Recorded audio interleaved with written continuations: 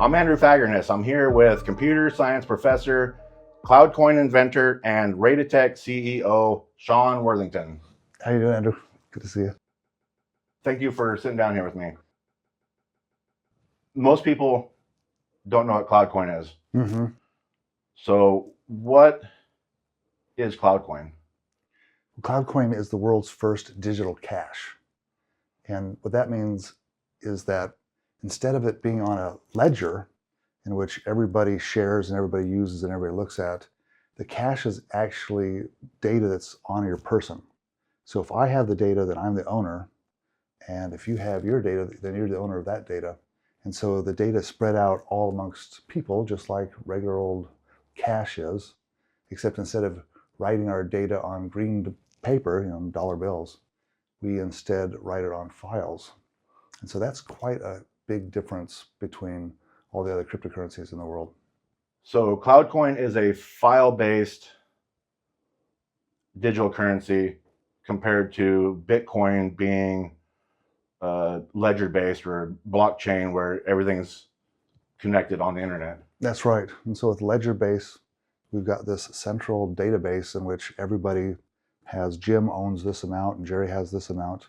And you can see that, where with us, since everybody has their own data, nobody knows who owns what, and all we have to do is authenticate the data or authenticate the money to make sure it's real and not counterfeit. So that changes everything. With something like Bitcoin, it's not really private. It's not fully private, but with the CloudCoin, it's 100% private. That's right. And so we can take a look at something, an information system, and decide how private it is based on who can surveil it, who can look at it. And if you have a private system that's truly private, then nobody can surveil on it. If you've got something that is 100% not private, that means that everybody can surveil it. And with Bitcoin, you have something called pseudo-privacy, which basically means there is no privacy at all. And that means everybody can surveil it, and they might not understand whose account is what, but once they make the connections, then it's very easy to track who's got what kind of transactions are going from person to person. And in fact, there's companies and governments that just have departments that specialize in looking at the blockchain, figuring out exactly who's doing what, because it is absolutely open, with some exceptions. But with Bitcoin, it is so-called pseudo-privacy, private, which means no privacy. Bitcoin has the blockchain. That's what authenticates the transactions and keeps track of everything.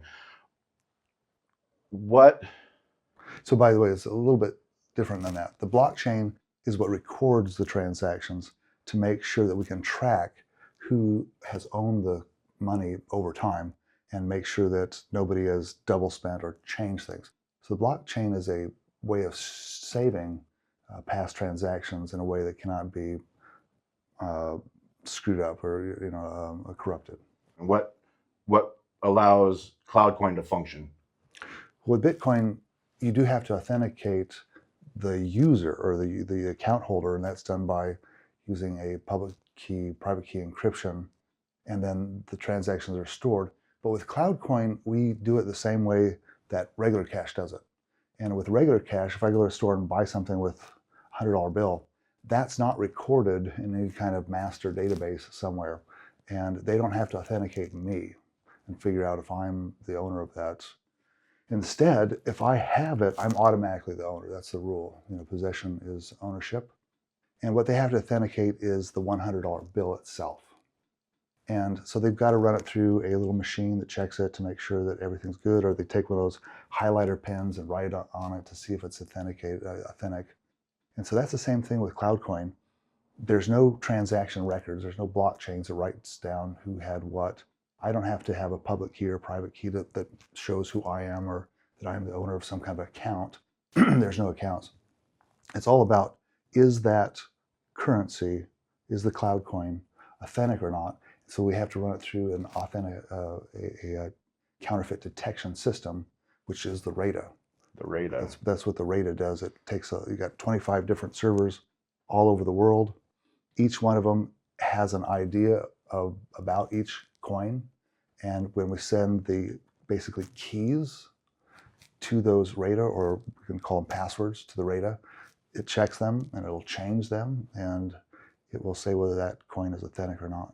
So you have CloudCoin and you have the RAIDA. Now, where does RAIDATech fit in with that?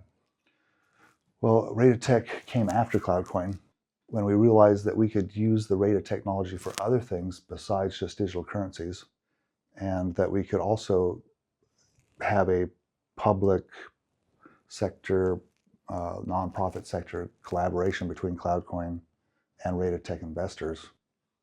So RAIDATech came about 3 years after CloudCoin, and we've been developing a lot of technologies that use the RAIDA, including advanced digital currency technology that we've then put into CloudCoin. So CloudCoin has the most advanced CloudCoin digital cash technology, and we've been updating that. And I think that right now we're about as advanced as we can get. It's really good right now. Cool. But CloudCoin is still completely independent, right? That's right. Is CloudCoin on any exchanges, like currency exchanges? Not natively, which means that we've got some kind of tokens that represent cloud coins, and those are on some exchanges, and I don't really like to even talk about those because it's kind of a bummer to use them. So I'm just going to say, for the most part, no. I read that RAIDATech was trying to develop its own exchange system. Yes. How is that process coming along? Well, that process is coming along very well. In fact, it's pretty much done. All we need to do is test it. There are some issues about it, and that is that a company can't just create its own exchange system legally. There's a bunch of laws that have to do with that, and Americans are not allowed to exchange money on certain exchanges, and it's quite difficult to understand it legally.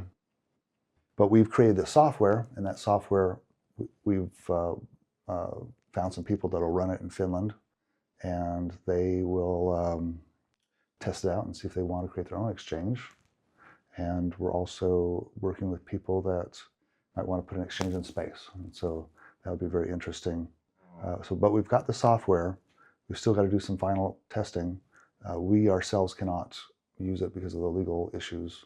We could maybe if we spent $1 million trying to get an exchange license or something, but we're really not into that kind of business. Right. Okay, so you mentioned space. I've also seen that there was talk about RAIDATech putting satellites in space. Yeah. Is that a kind of a short-term goal or a more long-term goal? And is that specifically for CloudCoin, or would that be for any kind of RAIDA-based ideas or technologies? Right. This is a short-term goal and a long-term goal, and it's also for CloudCoin as well as other systems. And so we would, we're working on getting satellites as soon as the end of this year. That we would like to do that. But once they go up, they have to stay up, and satellites usually only last about 5 years before they have to crash to the Earth. So we want to get a system going, but we hope to be the first satellite-based digital currency. Once we've got that, we can go into making digital stock exchanges. We can make it so that people can own stock, and that this exchange is in space, so it cannot be touched or tampered or brought down by any kind of world governments. That would really create a explosion of freedom. With that comes a lot of risk of fraud and people maybe trying to come up with fake stock and ripping people off. So there's a lot of interesting issues there, but to have a space-based exchange, currency, bank, different financial institutions, that would really give humanity a a real free market solution. And we don't like situations happening with like Sam Bankman-Fried, who had the FTX exchange in the Bahamas. He got all of these billions of dollars from investors. He created commercials that are very famous with the movie stars that said, "Yeah, you got to try this. Hey, if you don't try this, you're going to lose." And people did. They invested billions of dollars. And the SEC, the American agency that's supposed to be in charge of making sure that investors are not ripped off by these scammers, they didn't do their job. And so people can get ripped off whether these organizations are sanctioned by the governments or if they're not. So it doesn't seem to really matter. So if we put them in space, somebody's going to get ripped off and somebody's going to blame the fact that there was no government oversight. I can just tell. But the truth is that even with government oversight, people are still going to get ripped off, and probably a lot more, because they're going to have a lot more faith in that scammer than they ought to have. So, but yeah, I would really like to see a completely free market, financial institutions, and the space is the place to put them. RAIDATech has a new product, the RAIDA Key Exchange. There seems to be a lot of excitement around that. I'm not really sure what the difference is between a RAIDA Key Exchange and whatever we're currently using. Why is the RAIDA Key Exchange such an exciting idea? Well, it has to do with quantum computers. And right now, in order for us to communicate, we have to have a shared secret. And so that's often called a key and a lock. So I'm going to have to take my message, use some random data and mix it up, encrypt it, and then I'm going to send that data to you, and then you're going to have to know that you're going to have that same random data so you can unencrypt it. And so that's a shared secret. And in order to get those shared secrets, we have to do something called a key exchange. And back in World War II, they would have code books, and everybody would get a code book, and they would look and see, this day we're supposed to use this code, and if that code book was compromised, then the enemy would be able to see or understand what's going on, because they would have the key. And that system was replaced in the 70s by something called RSA encryption, and this allows us to do something called public key encryption. And public key encryption is where we create two numbers that are really big, we multiply them, and we come up with a new number. And then I can use these two numbers as a public key and a private key, sort of. And the reason why we can do this is that it's easy to multiply them together, but it's difficult to do the exact opposite, which is called factoring, and trying to get them back into the numbers. Because of that difficulty, we have public key encryption. And we can share the keys by basically, I give you the public part and I keep the private part, and vice versa. It's pretty complicated, but it allows us to, it solves the key exchange system. The problem is that quantum computers can factor big numbers. So the thing that takes us a lot of time, like it might take us trillions of years for the regular computer to factor these numbers, they can do it within seconds.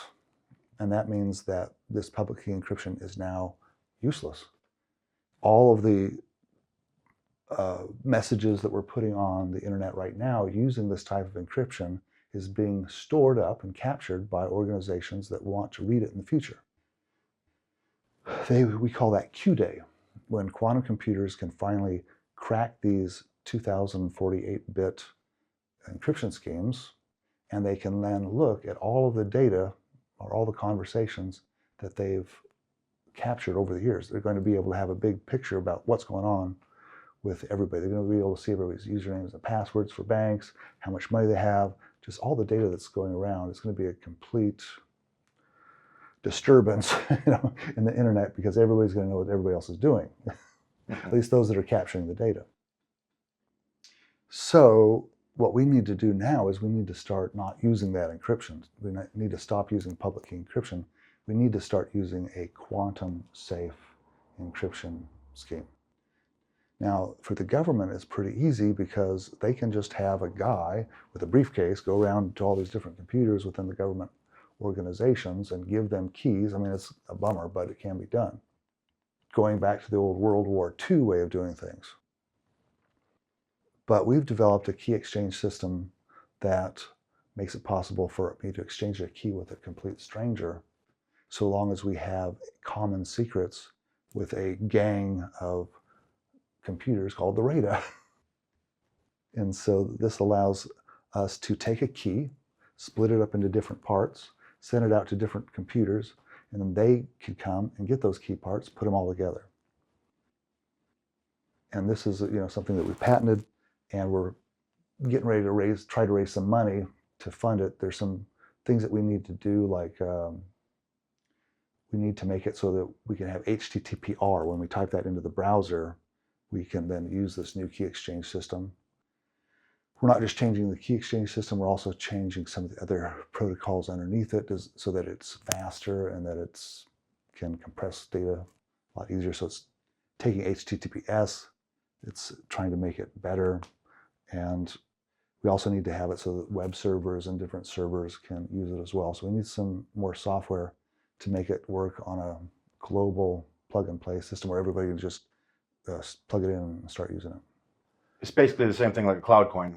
Yeah, because the CloudCoin basically has what we call authenticity numbers, but these are encryption keys as well. We just as easily call them encryption keys. We can also call them passwords, but what they do is they allow us to have shared secrets with a whole bunch of servers, and that allows us to use this key exchange system. And if it's in space, then nobody can screw with it. I heard a rumor that China offered to buy RAIDATech. Is that true? Yes. It is true. And when you say China, of course, there was nothing that came from the Chinese party, but it came from people that were members of the party. Yeah. Was it a significant offer? Yes, it was. And why did you not accept the offer? Well, looking at the offer, economically, it made perfectly good sense. I mean, if it was anybody else in the world, Mm-hmm. it would have made absolute perfect sense. It would have been a godsend. It would have been, wonderful. And but the fact that it was by investors who were members of the Communist Party of China, or at least there's no way they could operate without being members of the Communist Party. You knew that this technology would be given right over to the communists. And as much as I love money, and I don't think it would have been illegal, because we have been contacted by other countries where it is actually illegal. I think that, it might be illegal. I don't know. But I figured that this would not be a good thing for mankind. Yeah. Because although we can use this technology to relieve everybody of any kind of surveillance, we can also do the exact opposite. We can take our technology and we could make it so that we can follow what everybody does as well, if we wanted to. So I thought that it would be better if we just did not do business with them. Just passed on that one? Yeah. Good idea. Yeah.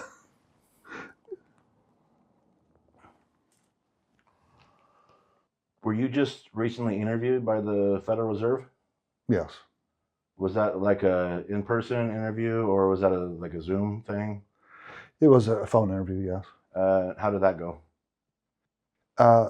It's, they don't give you a lot of feedback, so you can only guess. I didn't get the job, so it didn't go that well.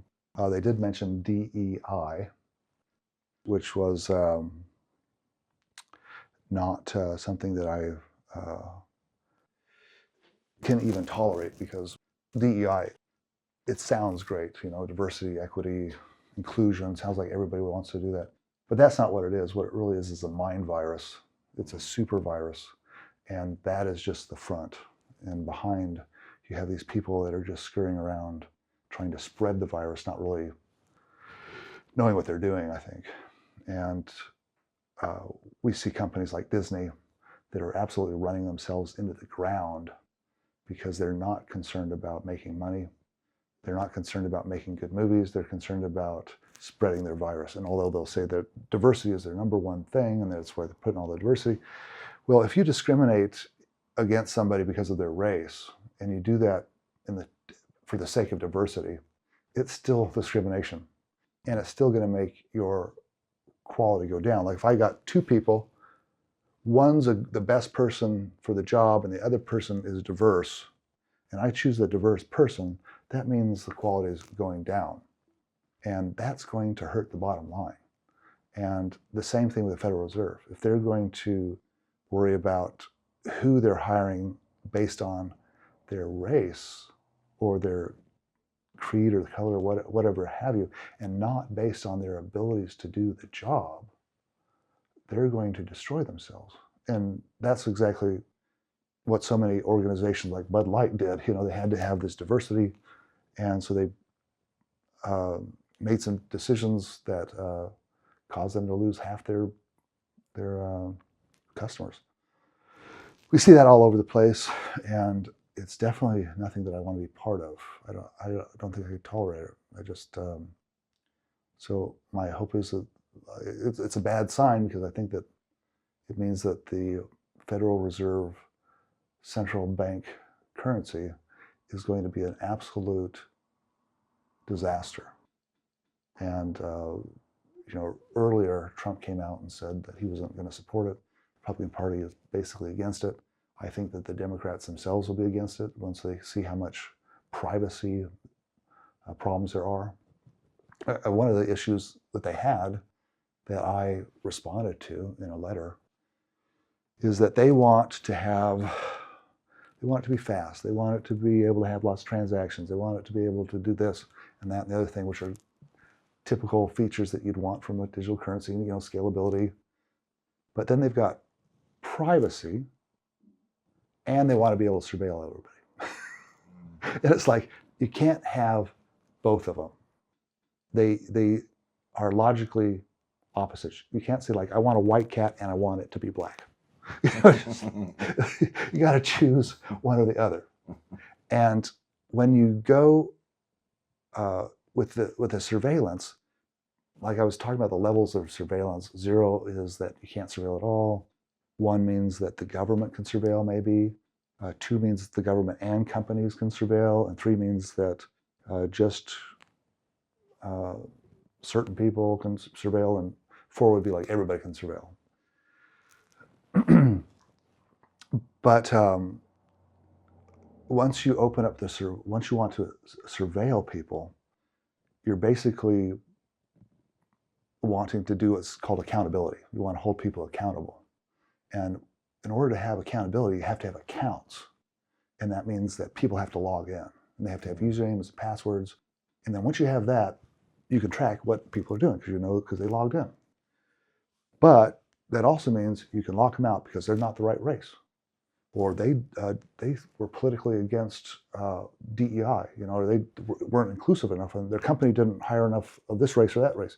Then you get the ape shit mind virus stuff that these people are doing, and it would absolutely destroy the dollar. Everybody would want to not use the dollar, and it would destroy America in the process. So, you know, if they were going to, I told them, if you're going to hire me, you better want 100% privacy, because that's the only horse I'm riding in on. You know, and these requirements that you have, they don't match, and logically, and you can't do it technologically. There's no technology that you can have that will do this, that we know of today, that gives people privacy and surveillance at the same time. So I know at one point, RAIDATech was attempting to go public. Mm-hmm.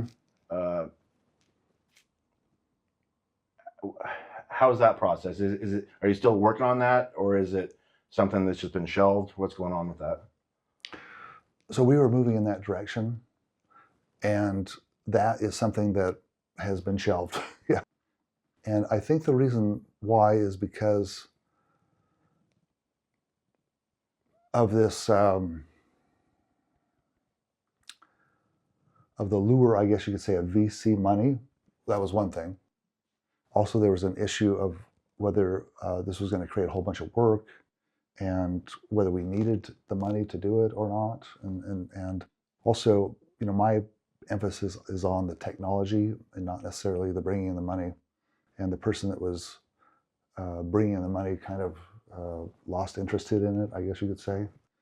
And so that's something that we have that we're not planning on doing, and we have the option in the future if we want to do that. Right now, I'm more interested in VC money. That's something that's unusual about RAIDATech is that most companies, 90% of them, go out and find venture capitalists, and we have not done that. We are completely funded by friends and family, basically, and crowdfunding. And we can right now afford to have some VCs, and that might be a very good thing for those VCs as well as us. So I'm looking at that, and I would like to take some of these technologies like the redundant the Raida Key Exchange and get that funded, because that's going to need a big network of people using it. And to get that network, it's going to cost a lot of money to go out and recruit companies and organizations to start using the HTTPR protocol. You recently retired from teaching, right? Mm-hmm.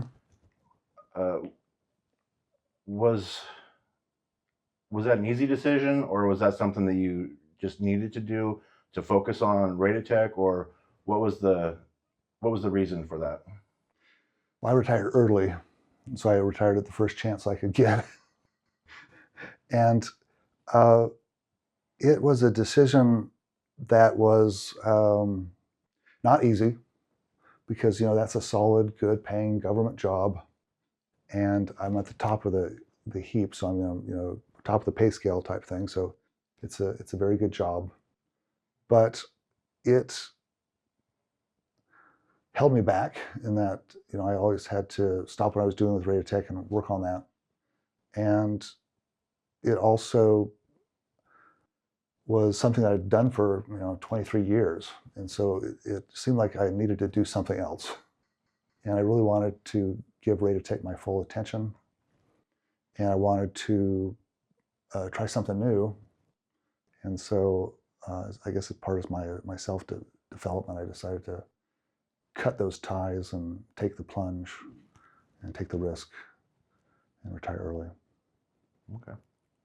So are there any other technologies, like the Raida Key Exchange, anything else like that you can talk about right now that RAIDATech's working on? Well, we've got a lot of technologies, and one of the things that I'm working on right now is my book, and it's called Perfect Money. And Perfect Money is going to describe how money should be, like how we should create the most perfect monetary system that we can, that is going to help civilization and help us be prosperous and help us be efficient and help us escape what I'm calling our slavery that is caused because so much of the activities that we do, the work that we do, ends up getting taken by the administrators of our monetary system, who are able to tax us. Everybody kind of understands about inflation and about that taxation, but it goes well beyond that. And so that book, I'm hoping, is going to kind of open kind of pave the way for a lot of different developments, a lot of introductions to new people and new organizations. But also, looking at this book, a lot of the technologies in there can help us see technologies that we've had in the past that we've forgotten about. And that actually helps us to take a look at technologies in the future that we could also have. Like, for example, I am certain that the Mesopotamians, back 10,000 years ago, 8,000 BC, were able to create a system of a monetary system that evolved over time using data and using a system of locks. And so I'll just give you an example.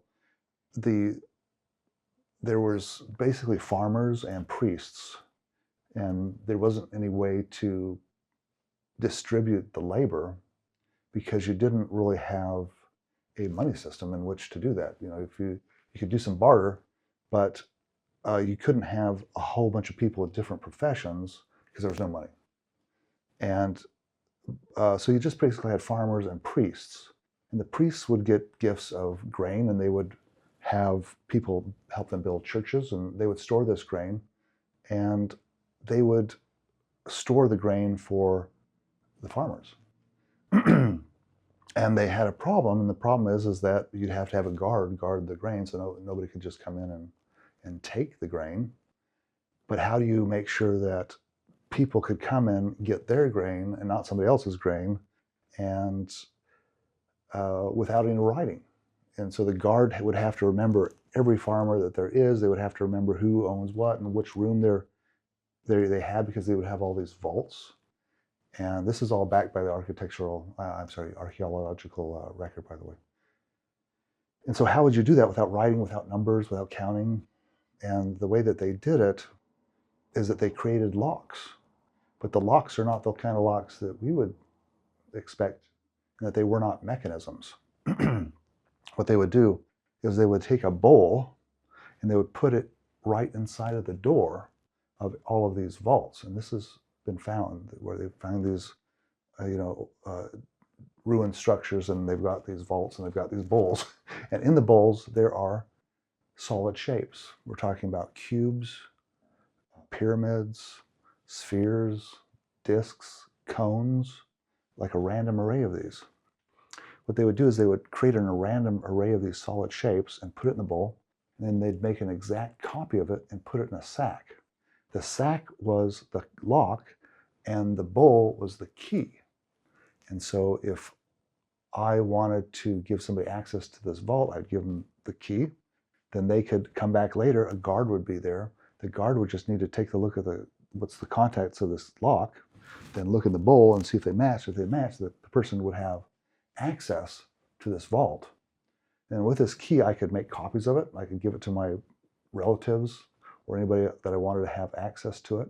And so it allowed different guards to be there and different people to have access to that at the same time. It was very easy to change the locks. They could change them at any time.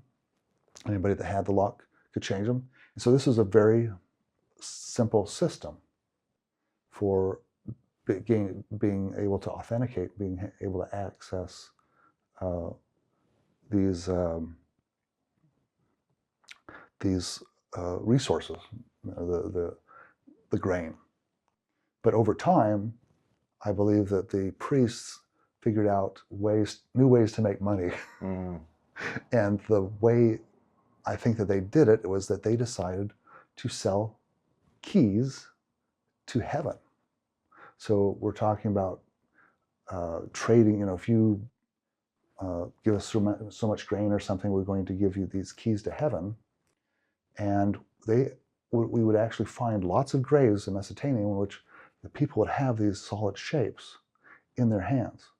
And I think that these solid shapes were then recorded, not in a bowl in a vault, but on a little tablet that was kept in a special room or special rooms just for data. And we would see that now there was the grain and the connection between the key and the grain was lost. And you could sell, the priest could sell blessings, where this is a reward. You do some work for God, basically, which is for them, maybe helping building their church or giving them grain or what have you. And they would give them blessings, and then they could take the blessings, and these would be data, little sacks full of data, and there would be a copy of them in the church, and they could then trade those with other people. And then all of a sudden you've got money, you've got a situation in which somebody might want to look at your combination because they could copy it. And so they started using encryption. Not encryption, but cryptography. And simple cryptography, you take the shapes, and you just put them in a big mud ball. And then nobody can see it. You put a seal on it so it looks legit. And then if somebody says, well, I'm not sure if that's counterfeit or not, then they can go to the priest, break it open, see if it's good. If it's not, they issue a new clay ball. And so that seems really odd and weird. It's all backed by the archaeological evidence they found, graves in which you got people that have little tokens in their hands, like they've got keys to go to heaven or something. But it shows you how we could solve some of the problems that we have today. Like a big problem that we have is with marriage, men and women, families. This problem has happened before. It happened back in the Ice Age when people were basically coming to realize, hey, if I have intercourse with this woman, she might have my child. And this other kid, that's not my kid. They started figuring out whose kid is what, and how do men risk their lives trying to kill some mastodon or something, and the women are going to stay home nice and safe, at least safer, and get fed and not raise somebody else's kids. How do you stop that from happening? And so I don't want to talk about solutions like that, but I can, like right now, but I can see how a lot of this technology that has been lost, I think, for thousands of years, probably 6,000 years, maybe 50,000 years. I mean, it's pretty incredible how this technology could actually help us in the future. It's pretty crazy. I guess I only have one more question. Okay. What do you think about Raida Comics? I love it. I think that it is, there's something to it. I can't exactly put my finger on it, but there's something that is a harbinger of the future. It is a prototype of something great to come. And I think, I'm not a very mystical person. I'm a very technological. I'm not spiritual or anything like that. But I feel there's some kind of ancient technology here. There's something that is going to quite possibly open up some kind of new mysticism, some kind of new spiritual technology, some kind of link to a higher mindset here. So it's hard for me to describe it, but I just think that it is really, really awesome. And when we went to Las Vegas and we went to the Omega Mart, and how interesting that was, and how it was like a mixture of fantasy and technology. I kind of see Raida Comics as being that, and so I expect some great things. Thank you very much. Thank you so much for talking with me. All my questions have been answered very thoroughly. I very much appreciate it. I've been glad talking to you. All right.